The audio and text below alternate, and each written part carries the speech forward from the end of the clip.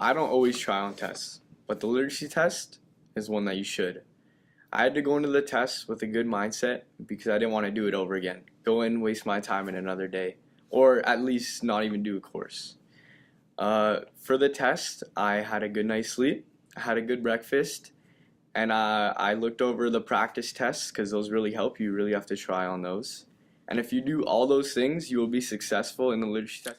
Oh, hello again, eager people. Let's learn a little bit more about what we should expect on the literacy test. Today's task is going to focus on the news report assignment. So today you're going to have about 20 minutes to practice writing your news report, and then we're going to go back and review and see what makes a good report and what makes a bad report. Okay, so today's literacy focus is going to be all about the news report section, which is worth a fair amount of marks on the overall test. So a news report is an objective and factual report. The idea is that your paragraph or series of paragraphs is going to report on something that has happened. So we're not telling a story, we're not making it fun and entertaining, we are being as objective as we can to avoid any kind of bias. The important part about writing a news report is to indicate the who, the what, the when, the where, the why, and the how. Or if you want an easy to remember it, it's the 5 W's plus 8.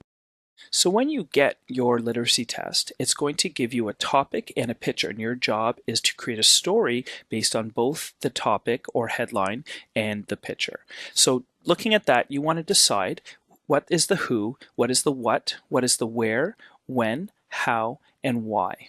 Okay, so again, very important that both the headline and the picture are related in your news story. The other thing that is good to include is a quotation. So make up a passerby, someone who's witnessed the event, give them a name, and then have a quotation about what they have seen, what they heard, what they witnessed to add to it. And you don't have to get creative with the names. If you can't think of anything, use your teacher's name, use your mother's name, use your best friend's name, use a name in the story. Don't make up something too ridiculous.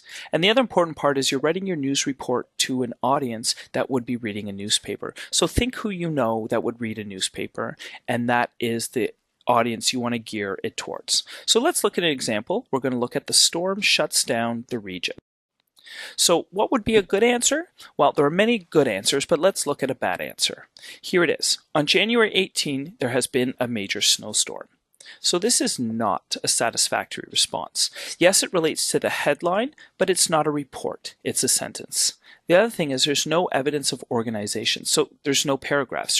There's no story with insufficient details. It's one sentence. Yes, it gives you a who and a what, but we don't know anything else.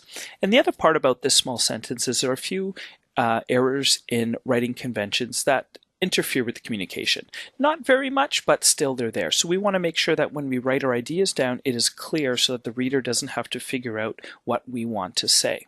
So let's go back and let's look at response. This is a code 60, which is an excellent response, one of the best responses you can give. So what I'd like you guys to do is as a class, go through this and brainstorm and figure out the who, the what, the why, the when, and the how, as well as the where of this story.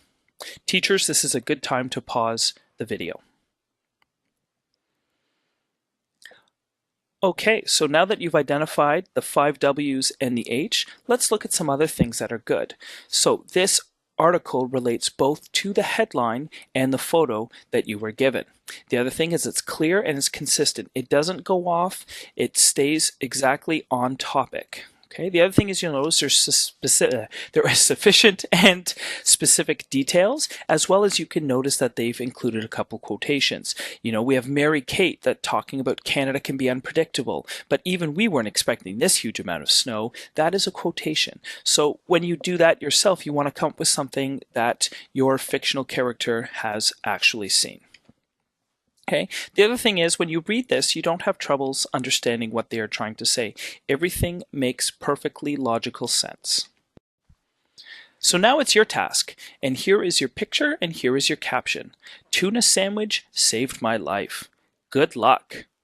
Teachers, this is another great time to pause the video to give students a chance to write. All right, so let's take a look. Using this as your key, what we'd like you to do is review your answer and see where your answers would fit in this category. Does it relate to the headline? Does it not relate to the headline? Have you had a clear and consistent focus? Is your organization good? And do you have sufficient supporting details? Excellent. Great job.